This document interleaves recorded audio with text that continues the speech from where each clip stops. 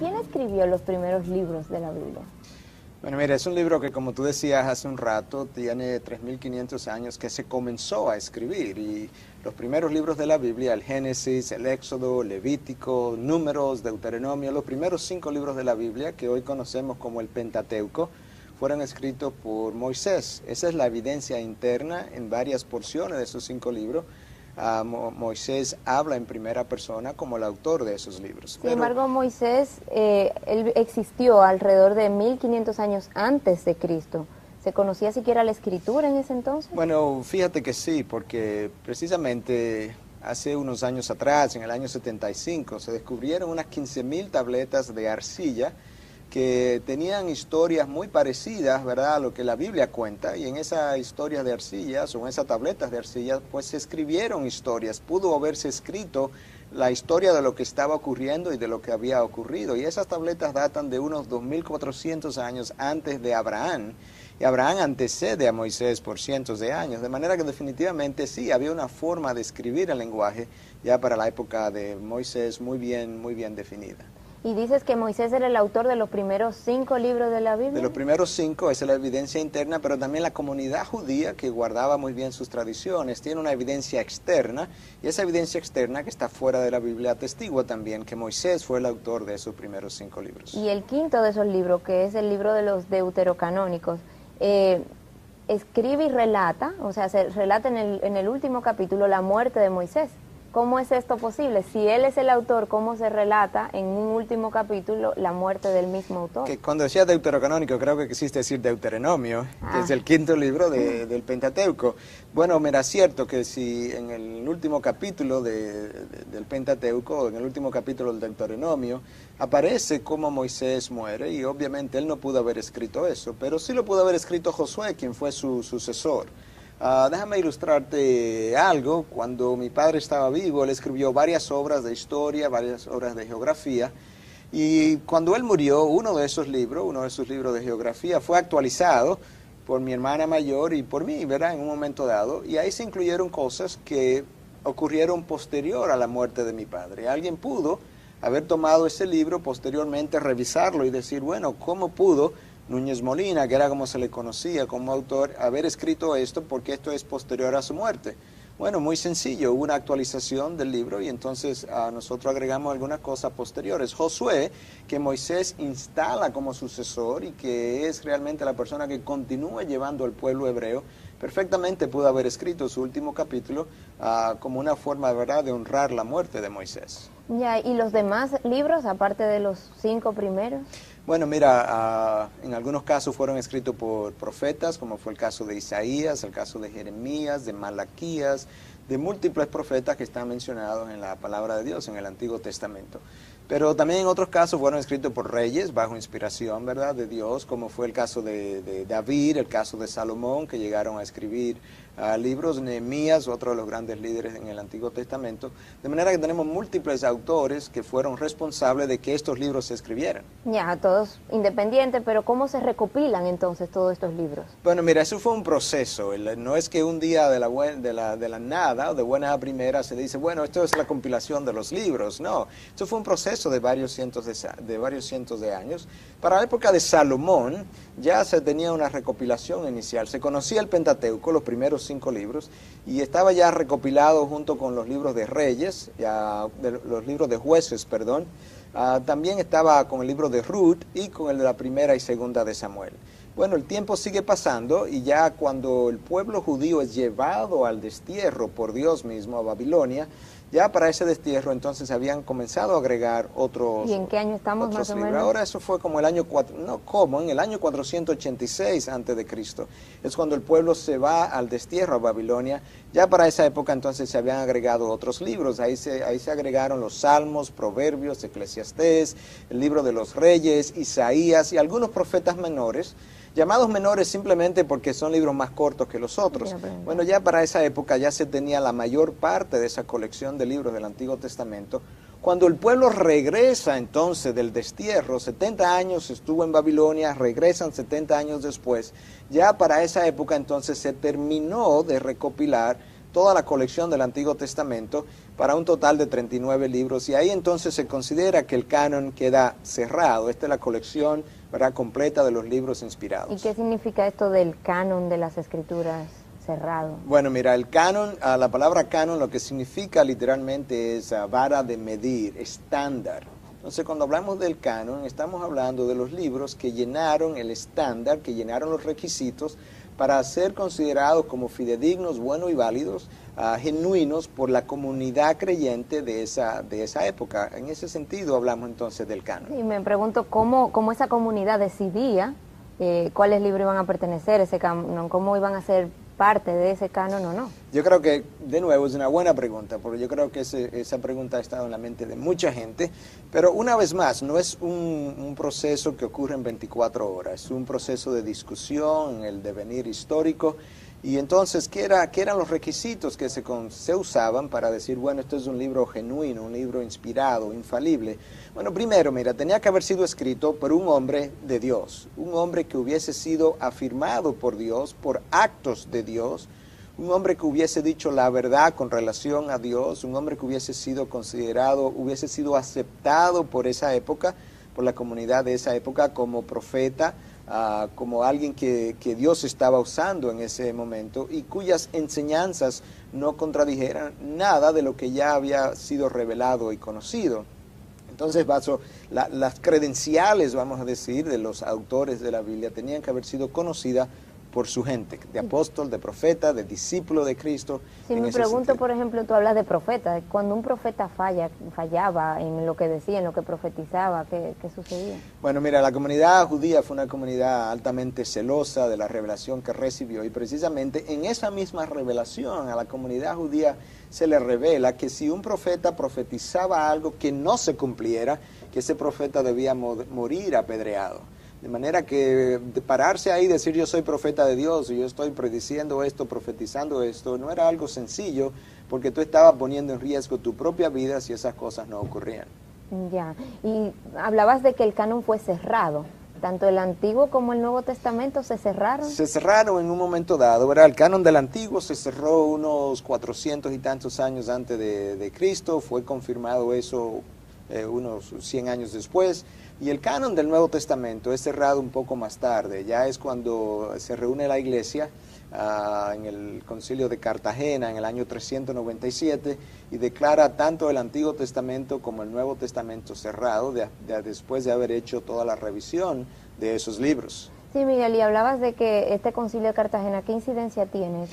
Bueno, mira, es que si tú consideras el canon cerrado, porque ya tú has hecho la revisión por parte de la comunidad creyente en el Antiguo Testamento, por parte de la comunidad creyente en el Nuevo Testamento, y ya ambas comunidades entienden, ¿verdad?, que lo que Dios ha revelado a través de sus hombres, confirmados por actos de Dios, está completo. Eso nos dice a nosotros que hoy en día tenemos que tener mucho cuidado con no agregar contenido doctrinal nuevo, como muchas veces está ocurriendo de parte de profesores, de maestros de la Biblia. No hay contenido, no hay revelación doctrinal nueva. Lo que Dios quería revelar está revelado en sus 66 libros. Y la comunidad creyente del Antiguo Testamento fue muy rigurosa y lo fue también la comunidad creyente del Nuevo Testamento. No hay revelación doctrinal nueva. Todo está revelado en su Biblia. Fascinante el tema, pero tenemos que irnos a una pausa. Cuando regresemos, más de respuesta. La confiabilidad de la Biblia es nuestro tema de hoy en Respuestas, verdades absolutas para un mundo relativo. Miguel, antes nos mencionaba acerca de la recopilación de los libros que componen hoy en día la Biblia, y esta recopilación me pregunto si se llevó a cabo sin cuestionamiento sobre los mismos. Bueno, no, realmente no, y eso es bueno, el cuestionamiento es bueno, porque si tú no cuestionas nada, tú lo aceptas como bueno y válido y ya, realmente nunca tienes la certidumbre si lo que tú estás leyendo es correcto, es genuino, es inspirado. Y entonces, no, realmente hubo mucho cuestionamiento a lo largo del desarrollo, pero es precisamente ese cuestionamiento lo que logra finalmente producir una colección de libros que la comunidad creyente de entonces consideró realmente inspirada y como genuina. Mira, en el caso hablamos un poco del Antiguo Testamento y realmente en el Nuevo Testamento también se da un proceso por 200 o 300 años. El Nuevo Testamento fue escrito por gente que fueron testigos oculares de los hechos, en el caso de gente como Juan, Pedro, ¿verdad? Mateo, Pero en otros casos, como es Marcos, que escribe su evangelio, que quizás no fue del círculo de los 12, pero Marcos es citado en la palabra como uno de los discípulos de Pedro, y probablemente quizás llegó a conocer a Jesús a través de Pedro, porque Pedro le llama mi hijo espiritual a Marcos. Tú tienes a Lucas, por ejemplo, que tampoco fue parte de los 12 discípulos, pero Lucas es reconocido hoy como un gran historiador, aún por historiadores seculares. La mente de Lucas como historiador es fascinante, y él mismo atestigua, tanto en el Evangelio de Lucas como en el libro de los Hechos que él escribió, con qué pulcritud, con qué exactitud, con lo minucioso que él fue en la investigación de los hechos, precisamente para que todo pudiera quedar claro. De manera que estamos hablando de gente o que fue testigo ocular de los hechos, o de gente que fueron discípulos, amigos, muy íntimos de personas que fueron testigos oculares. Y yo creo que eso le da una gran veracidad a lo que se escribe. Pero aún así, claro que hubo cuestionamiento de ciertos libros. Y pudiera mencionarte un par de ejemplos. El libro de Santiago, ¿verdad? El libro de Santiago fue cuestionado en un momento dado y no se quería incluir en ese canon. ¿Por qué es cuestionado el libro de Santiago? Yo creo que eso es una respuesta importante, que una información importante que usted debe recordar. Santiago habla de la importancia de las obras, ¿sí?, ¿verdad? De lo que hacemos, de la importancia de las obras en la vida cristiana. Pero la palabra de Dios había revelado, ¿verdad?, que la salvación no es por obra. Literalmente Efesios 2, 8 y 9 te dice que la salvación es por gracia, por medio de la fe, y no por obras, para que nadie se gloríe. Entonces tú tienes eso en Efesios como una contradicción aparente. Entonces, en el proceso de la discusión, bueno, ¿es Santiago contradictorio o no es contradictorio? Mientras no estemos seguros, no lo vamos a incluir a Santiago como parte del canon. Y posteriormente, ¿verdad?, mientras más se sigue estudiando, mientras más se sigue cuestionando el libro y averiguando de dónde viene Santiago, entonces llega a la conclusión de que verdaderamente había venido, número uno, de la pluma, por así decirlo, de la mano del que era hermano de Jesús, Santiago. Y por otro lado, que Santiago no estaba en contradicción con lo que Efesios decía, sino que Santiago se estaba refiriendo a que las obras son importantes como evidencia de tu salvación, no para salvación. ¿Quiere decir como una consecuencia de...? Una consecuencia, o quizás, déjame ilustrártelo porque es muy bueno esto. Tú vas a la universidad y te haces ingeniero. ¿Sí? Cuando tú estás estudiando, tú no estás haciendo obras de construcción porque tú no te has graduado. Cuando tú te gradúas y tú haces obras de construcción, las obras de construcción no te están haciendo ingeniero porque ya tú te graduaste. Las obras de construcción son simplemente la evidencia de que ya tú eres ingeniero.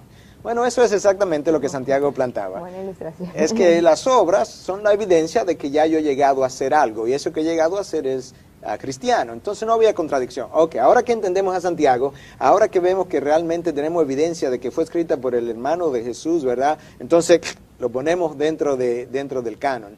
Así ocurrió también con varios de esos libros que fueron cuestionados. La segunda de Pedro y la primera de Pedro, bueno, el lenguaje griego entre esas dos cartas es diferente. Uno es más pulido que el otro, y también se llegó a cuestionar eso.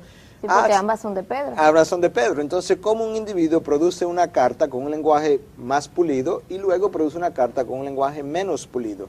Bueno, te podría dar dos explicaciones. Primero, en primera de Pedro, Pedro mismo atestigua que él escribió esa carta a través de un secretario, por así decirlo, Silvano. Escribe a través de Silvano y él lo atestigua. Bueno, Silvano, un escriba, pudo haber pulido el griego en la medida en verdad en que está interactuando con Pedro. Pero te puedo usar un ejemplo de mi propia vida. Yo he predicado diferentes mensajes para diferentes audiencias incluso de diferentes niveles educacionales. Bueno, necesariamente cuando yo le predico a una audiencia que tiene un nivel educacional que no es muy bueno, no puedo usar el mismo lenguaje, no puedo usar el mismo abordaje cuando le estoy predicando a una audiencia que quizás es más de índole intelectual. Bueno, alguien pudiera cuestionar esos dos mensajes y decir, bueno, uno aquí está muy sencillo y esto aquí está muy profundo, eso no pudo haber escrito el mismo individuo. Todo depende de mi audiencia muchas veces, de manera que ahí tampoco hay una contradicción. Ok, entendemos eso ahora de primera y segunda de Pedro, entendemos que fue escrita por Pedro, hay discípulos de Pedro que están atestiguando en la iglesia primitiva que sí, que él escribió esas cartas, ¡boom!, parte del canon. Entonces ese fue el proceso de lucha hasta que finalmente en el año 397, en el concilio de Cartagena que mencionamos, el canon es cerrado, toda revelación doctrinal ha sido dada, no hay revelación doctrinal nueva ya. Ya, Miguel, y por ejemplo los libros deuterocanónicos, así, aquí sí, ¿no? Okay. Los libros deuterocanónicos, ¿por qué fueron sacados del canon? No, no fueron sacados. Los libros deuterocanónicos fueron incluidos. Hay una gran diferencia entre sacados e incluidos. Bueno, mira, los libros deuterocanónicos, primero, ¿cuándo se escriben? Bueno, se escriben entre el Antiguo Testamento y el Nuevo Testamento. Cuando tú terminas el Antiguo Testamento, entre ese final y comienzas del Nuevo, entre esos dos testamentos, hay 400 años de historia, lo que se ha llamado el periodo del silencio.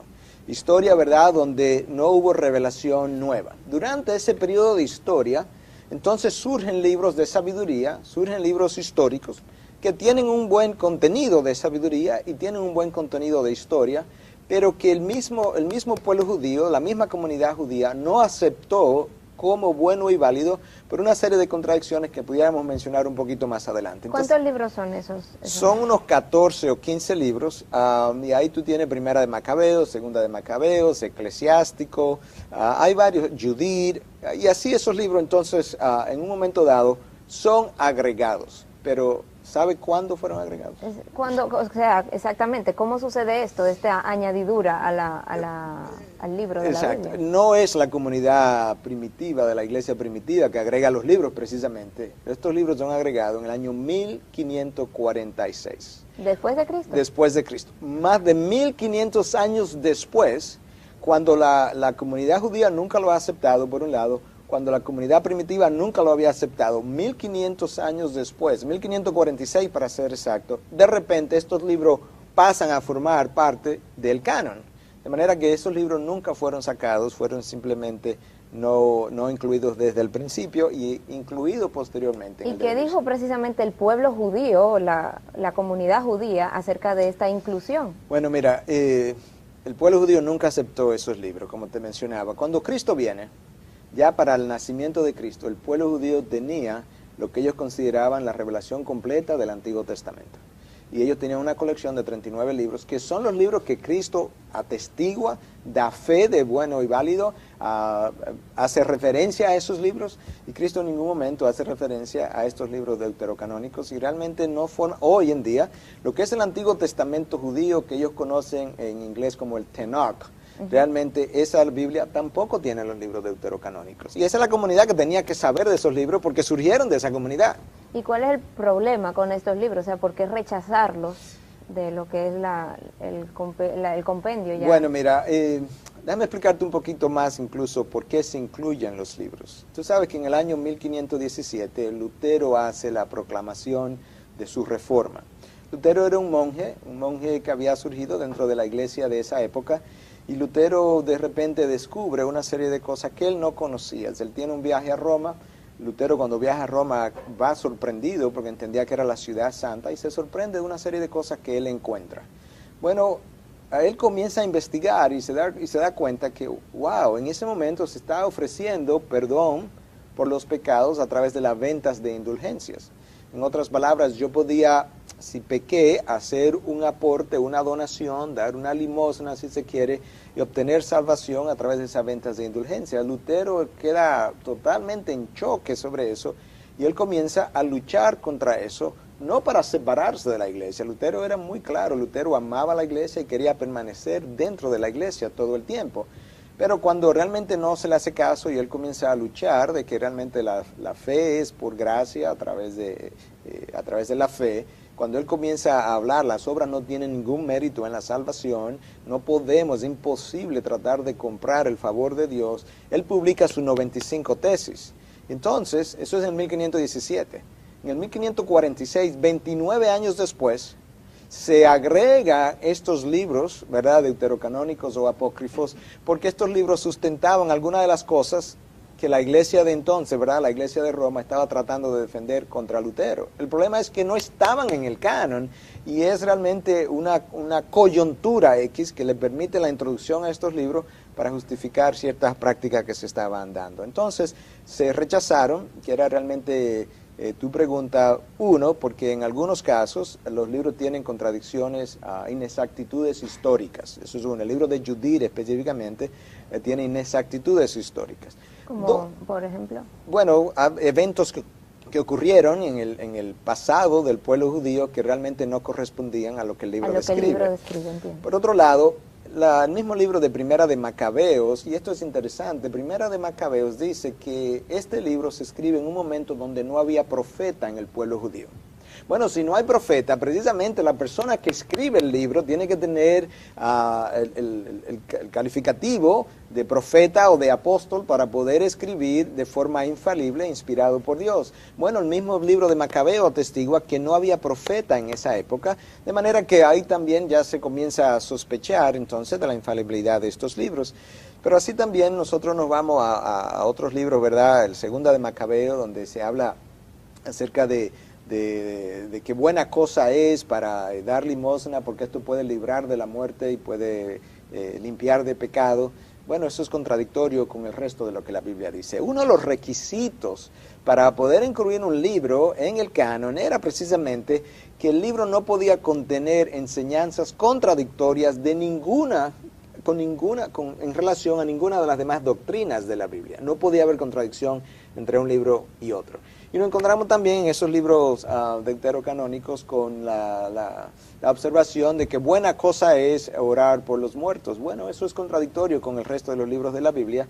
Entonces, por inexactitudes históricas, por contradicción con lo que tenía que ver con el dar limosnas y hacer obras, por contradicción con lo que tenía que ver con la oración por los muertos, porque la misma Primera de Macabeo atestigua que no había profeta en esa época. Todo eso junto hizo que estos libros realmente fueran rechazados, no sacados, no estaban. Fueron incluidos posteriormente por la iglesia de ese entonces, la iglesia de Roma, por la lucha que había con Lutero y la justificación de ciertas cosas que se estaban practicando. Ya, me pregunto cómo llega hasta nosotros entonces en cuanto a traducciones, porque has hablado del latín, has hablado del griego, de que fueron escritos, o sea, el lenguaje ha variado y tengo muchas más preguntas, pero tenemos que irnos a un corte. No se muevan, que en breve retornamos con más de respuestas. Gracias por seguir en Respuestas, verdades absolutas para un mundo relativo. Hoy con nuestro tema, la confiabilidad de la Biblia. Miguel, en el segmento anterior explicabas por qué fueron rechazados los libros deuterocanónicos, ¿no? Bueno, déjame agregar algo más ahí a Patricia, que es muy, muy importante en el desarrollo de todo este tema. Mira, la primera Biblia que se hizo, la primera traducción que se hizo al latín, la hizo Jerónimo, un académico de la época, hacia el final de los años 300. Jerónimo se le encomendó la tarea precisamente de hacer una traducción de los textos originales, el hebreo para el Antiguo Testamento, el griego en el Nuevo Testamento, de esos textos originales y crear una traducción sumamente fidedigna al latín. Y estamos hablando de los años 300, al final de los años 300, principio del año 400. Eso es lo que se conoció como la Vulgata, porque era una versión que se quería que fuera más o menos popular en esa época. Popular llevándola al latín. Al latín, en ese sentido. Entonces se creó esa versión. Esa versión realmente fue aceptada como la versión, la traducción oficial de lo que es la Iglesia Católica. ¿Por qué eso es importante? Porque esa traducción al latín es muy temprano, es del año 300 y tanto. Iba a comentar que nos diera más o menos un margen de cuándo surge esta primera Biblia en latín. Es sumamente temprana esa traducción. Esa traducción no tiene los libros deuterocanónicos. Entonces eso nos da a nosotros una idea que en esa época, ¿verdad?, con el canon ya cerrado, con una traducción hecha al latín, una traducción temprana, estos libros tampoco aparecen. Ya. Entonces ahora entendemos mejor que la introducción de estos libros en el año 1546 obedece a algo que ocurre en el momento, la explosión de la Reforma en el continente europeo, y eso entonces como esos libros llegan hasta lo que nosotros hoy conocemos del canon, pero no fueron parte del canon nunca. Ya, y hablabas de las diferentes traducciones, que fue con lo que cortamos. ¿Podrías hablarnos de las más conocidas? ¿Cómo se traduce entonces de ese latín a lo que hoy en día tenemos? Bueno, mira, voy a remontar un poquito más atrás todavía. En el año 250 aproximadamente, antes de Cristo, se produjo una traducción que hoy es conocida como la Septuagésima. La Septuagésima es una traducción al griego del texto hebreo del Antiguo Testamento. Bien. ¿Por qué se le llamó Septuagésima? Porque se reunieron 70 académicos, los mejores 70 académicos traductores de la época, y se reunieron en Alejandría, que tenía una universidad muy prestigiosa en ese momento, y se le pide a esos 70 académicos que produzcan una versión al griego de lo que es el texto hebreo. Eso se llamó la Septuagésima. Bueno, cuando Cristo viene incluso, yo creo que Cristo cita el Antiguo Testamento unas 39 veces. Y de esas 39 veces que Cristo cita el Antiguo Testamento, unas 32 veces Él lo hace a partir de la Septuagésima. Eso te Tomando como referencia esa traducción. Eso te da una idea de qué tan precisa, qué tan exacta realmente fue esa traducción. Una traducción del Antiguo Testamento modelo. Y fue una de esas traducciones antiguas, pero no fue la única. Para el siglo V aparece ya una versión modelo en el idioma arameo. ¿Por qué? Porque no todo el mundo hablaba hebreo. Aún en el pueblo judío mucha gente lo que hablaba era el arameo. ¿Es el año quinto? El siglo V de esta época. De esta época ya después de Cristo. Después de Cristo. Entonces se produce en ese momento una traducción al arameo. Porque de nuevo, no todo el mundo hablaba hebreo, ¿verdad? El hebreo era un lenguaje que la gente educada de la comunidad judía lo hablaba, pero el pueblo hablaba el arameo. Y el griego también era un lenguaje que lo hablaba mucha gente, pero la gente común y corriente, lo que podríamos llamar hoy, ¿verdad? La gente, el campesino de esa época, de la zona rural, hablaba el arameo. Entonces no había una traducción a su idioma y se hizo una en el siglo V. Eso es lo que se llamó el texto siriaco. Posteriormente, entonces, la Biblia comienza a circular, la versión en latín de la Vulgata, y comienza, ¿verdad? Y se circula también esta versión en arameo. Pero no había sido traducido a los lenguajes, vamos a llamarle modernos, el inglés, el español. Te iba a decir, o sea, ¿cuánto tiempo dura esa Biblia entonces nada más en latín y en arameo? Bueno, es una lástima, pero es hasta la Edad Media, hasta la explosión de la Reforma, un poquito antes de la Reforma. O sea, estamos hablando de un lapso de tiempo de ¿cuántos años? Bueno, la Reforma está en el 1517. La traducción, la Vulgata, es en el año 300 y tanto. Estamos más de 1000 años. Más de 1000 años, donde no había traducciones a otros idiomas, fuera del latín, del griego, del arameo y el hebreo que habíamos venido hablando. Reservado para una comunidad. Exacto. Entonces, ¿qué resulta? Que comienzan los esfuerzos ahora para traducir esa Biblia a otros idiomas. Y en el año 1199 hubo varias personas que fueron quemadas en Francia precisamente por su esfuerzo de querer traducir la Biblia a su lenguaje. Entonces ahí comienza, ¿verdad?, el empuje, la lucha. Wycliffe, un poquito más adelante, también quiere hacer algo similar, pero al idioma inglés. Y hace una traducción, entonces, de la Biblia al idioma inglés. Y lamentablemente, mucha de esta gente que estaba tratando de producir esas nuevas traducciones fueron quemadas vivas por la época de la Inquisición, algo muy funesto en la historia, en el devenir de la historia. Bueno, las cosas llegaron a un punto tal que Wycliffe, en un momento dado, después de haber sido perseguido y demás, muere, y después de su muerte él es declarado un hereje simplemente porque tradujo la Biblia al inglés. Y entonces, ¿qué se hace? Que se desentierran sus restos, se queman sus restos después de haber muerto, y se tiran sus cenizas al río como una expresión de cuánto había que rechazar a este hombre por traducir la Biblia. De manera que esa lucha, ¿verdad?, que se da en esos años, antes de la Reforma, durante la Reforma, fue una lucha muy, muy difícil, muy dura, que le costó la vida a mucha gente. Entonces surge Lutero, en 1517, él postula, ¿verdad?, sus 95 tesis, la proclama. Entonces, en el año 21, de diciembre 21 a marzo del 22, en apenas 4 meses, Lutero traduce todo el Nuevo Testamento al alemán. Y aparece entonces ya una Biblia en alemán. Y años más tarde, ya para el 1534, Lutero logra conseguir la traducción de la Biblia entera, tanto el Antiguo como el Nuevo Testamento, al alemán. Entonces ahora tenemos Biblia en inglés, tenemos Biblia en alemán, pero todavía las Biblias en el español no se habían dado para ese momento. Te iba a preguntar, ¿cómo llega entonces al español? Bueno, mira, también hace ya bastante tiempo, pero en el año 1569 se hace la primera versión al español que la produce Valera. La Biblia que hoy conocemos como Reina Valera realmente es la producción de dos autores, vamos a decir. ¿Sí? Entonces, Casidoro de Reina es realmente quien hace la primera versión al castellano, y ahí me voy a autocorregir.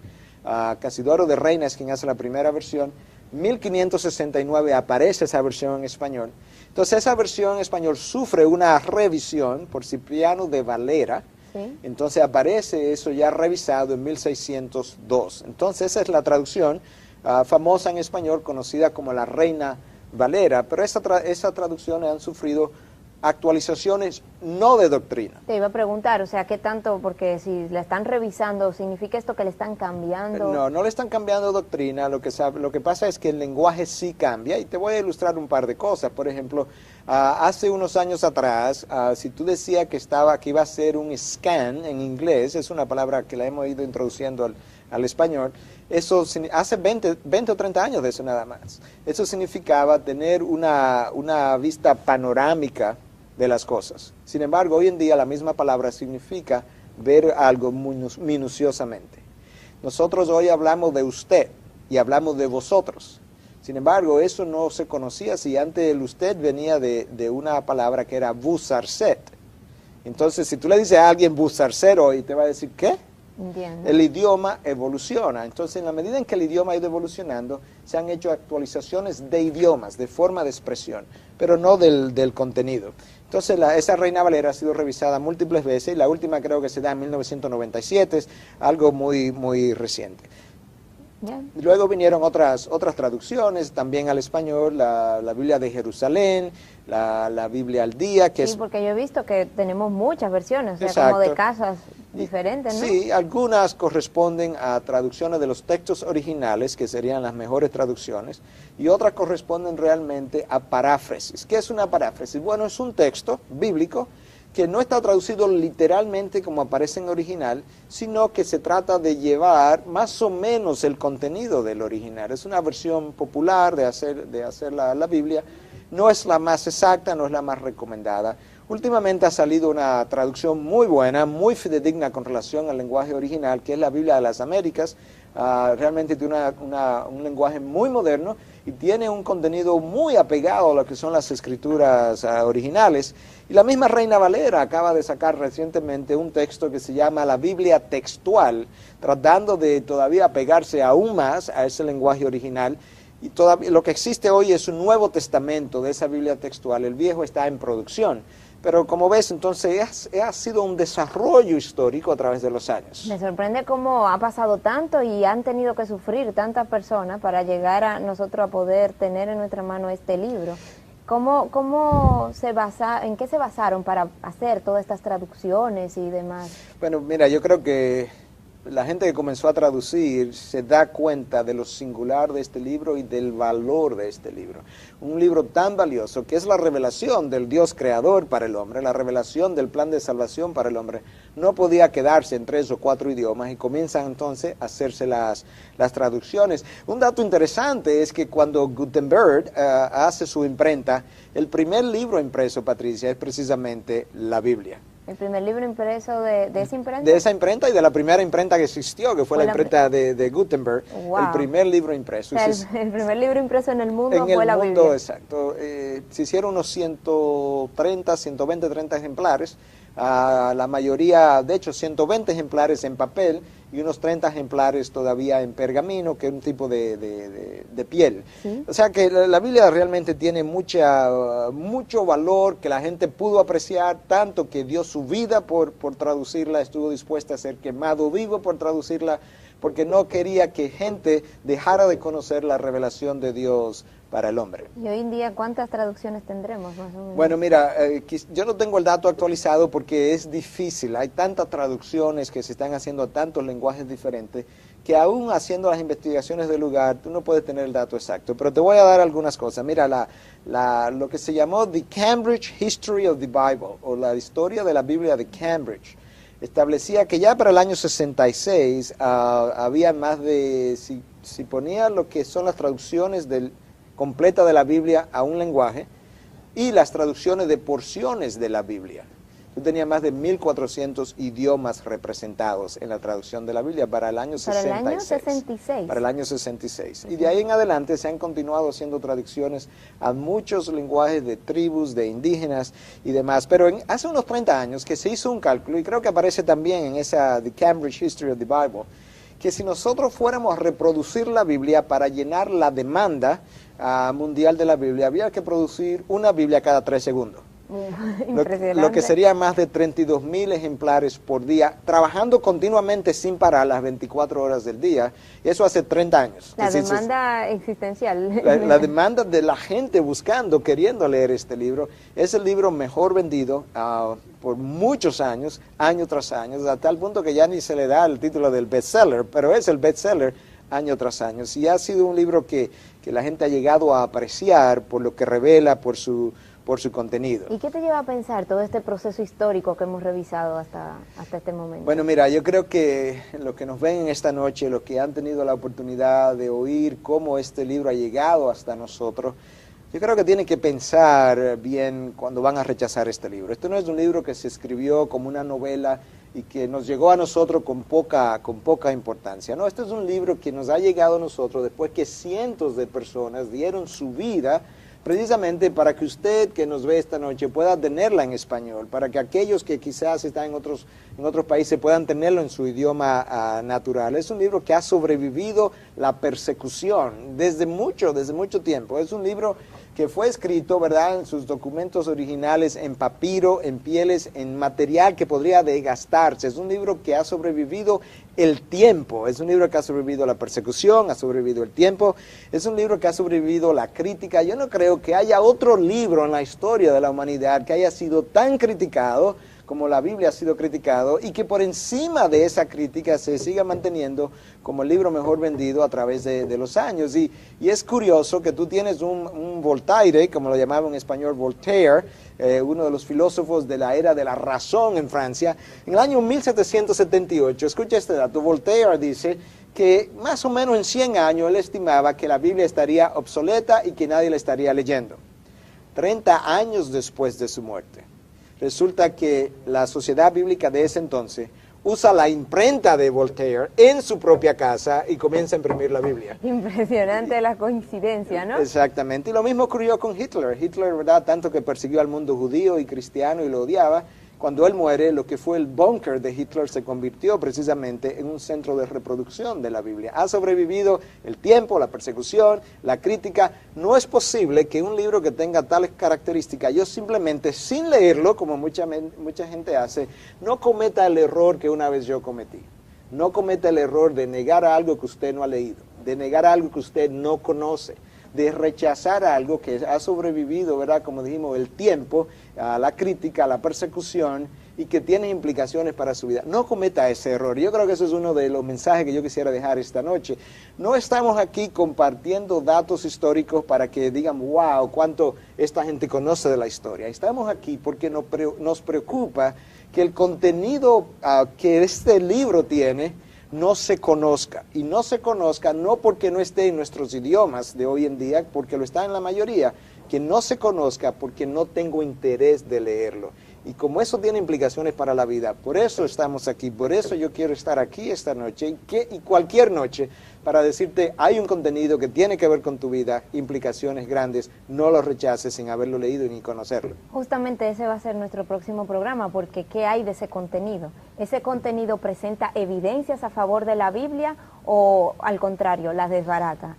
Miguel, una vez más, muchas gracias por estar con nosotros esta noche. Gracias a ti, Patricia, y gracias de nuevo a cada uno de ustedes, ¿verdad?, que una vez más nos dio una hora de su tiempo para permanecer frente a su pantalla, y ojalá nosotros hayamos podido traer respuestas a muchas de sus cuestionantes. Si usted ha encontrado respuestas a sus preguntas, ¿por qué no invita a un amigo o a alguien conocido, ¿verdad?, a ver el programa, que quizás él o ella también pueda encontrar respuestas a sus preguntas? De mi parte, muchas gracias. Recuerden que ustedes pueden acceder y enviarnos sus preguntas, sus comentarios. Estamos ansiosos por oírlos y yo creo que todo este programa ha levantado muchas preguntas. Estamos en respuestas@verizon.net.do. Pueden contactarnos en cualquier momento y nosotros les responderemos. Muchas gracias por estar con nosotros.